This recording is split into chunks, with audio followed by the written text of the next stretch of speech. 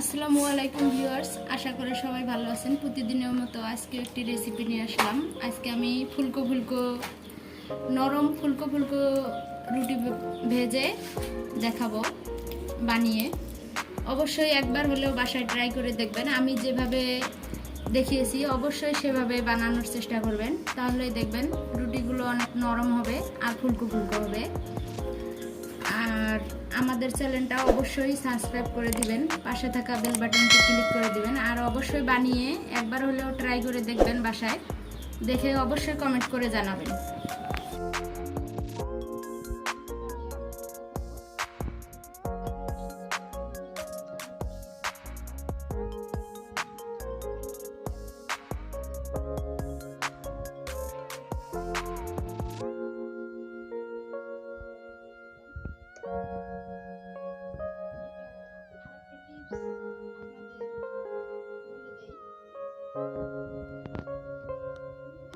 টিপসটা হলো যে এভাবে যখন হয়ে আসবে, চারদিক দিয়ে বুদবুদ উঠে আসবে পানিতে, তখনই আটাটা দিয়ে দেবেন। কারণ পুরোপুরি বলক এসে গেলে আটাটা পরে দেখবেন যে রুটি সিদ্ধ আটা সিদ্ধটা হওয়ার পরে অনেক শক্ত হয়ে যায়, তখন কিন্তু ভালো লাগে না। এই অবস্থায় এসে গেলে আটাটা দিয়ে দেবেন, তাহলে আটাটা অনেক সফট হয় সিদ্ধ করাটা।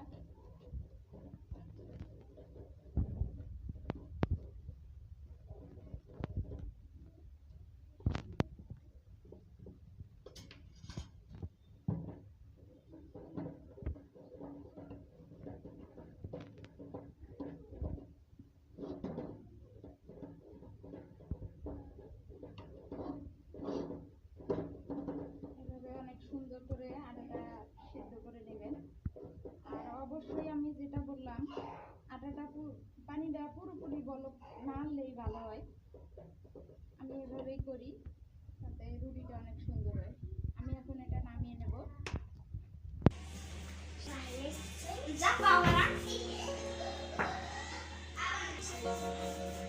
এই যে আমি সিদ্ধ আটাটা বলের ভিতরে ঢেলে নিয়েছি। এখন আমি এগুলো করব, হাত দিয়ে মথে নেব একটু কিছুক্ষণের জন্য।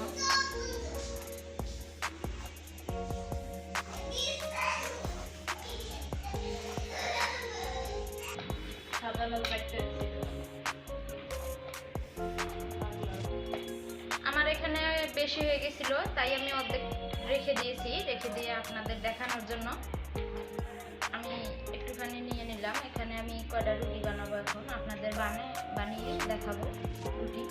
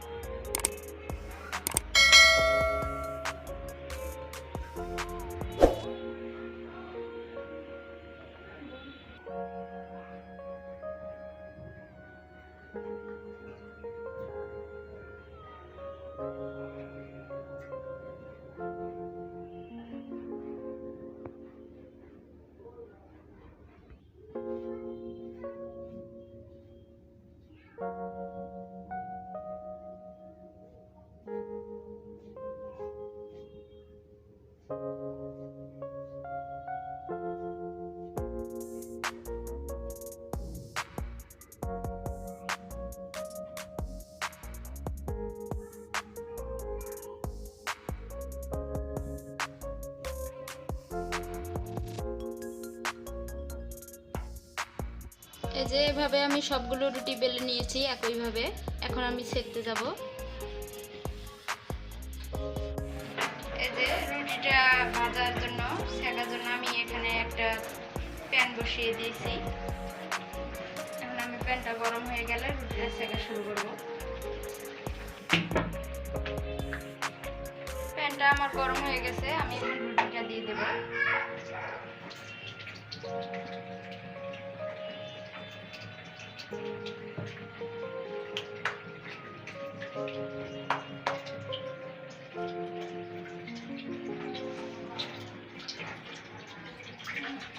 রুটিটা দেওয়ার পর কিছুক্ষণ পরে সঙ্গে সঙ্গে উল্টিয়ে দিবেন।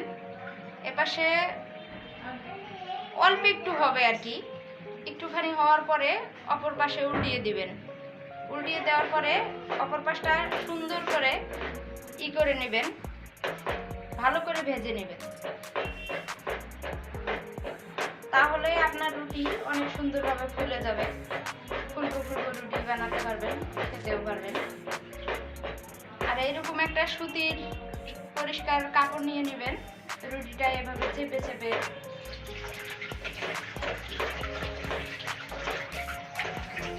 ঘুরিয়ে ঘুরিয়ে চেপে চেপে নেওয়ার জন্য। এই যে এই পাশে আমার পুরোটা হয়ে গেছে, আমি উল্টিয়ে দিলাম। এখন এমনি এমনি আমার রুটিটা ফুলে যাবে।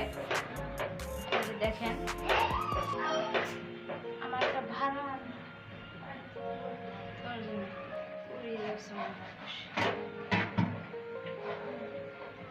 এই যে রুটিটা আমার হয়ে গেছে, আমি এখন নামিয়ে নেব।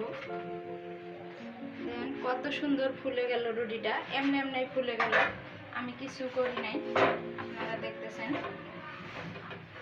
আবার আরো দুটো বানিয়ে দেখাবো আপনাদের সুবিধার জন্য।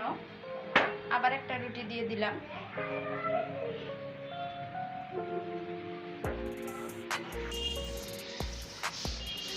অবশ্যই আমি যেভাবে বলতেছি সেভাবে রুটিটা সেকার চেষ্টা করবেন, কারণ আমি আগে পারছিলাম না, আমার আম্মু আমাকে শিখিয়ে দিয়েছে এভাবে। এই যে এরকম যখন ফুলে ফুলে আসবে তখন রুটিটা করে নেবেন, ঘুরিয়ে নেবেন।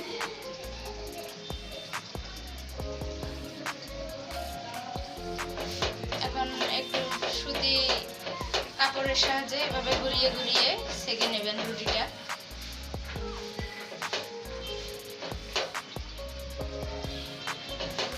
এক পাশে হালকা ভেজে কয়েক সেকেন্ড দেওয়ার পরে ভেজে উল্টিয়ে নিয়ে পরে পৃষ্ঠাটা পুরোপুরিভাবে সেঁকে নেবেন। নেওয়ার পরে এভাবে আবার আমি উল্টিয়ে দেব। আমার ওই পৃষ্ঠাটা হয়ে গেছে। উল্টিয়ে দিলে সঙ্গে সঙ্গে ফুলে যাবে রুটিটা, কিছু করা লাগবে না।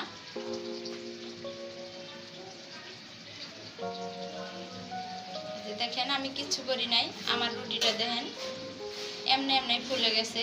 এভাবে বানাতে সাহায্য করবেন। এভাবে আমি সবগুলো রুটি ভেজে নেব।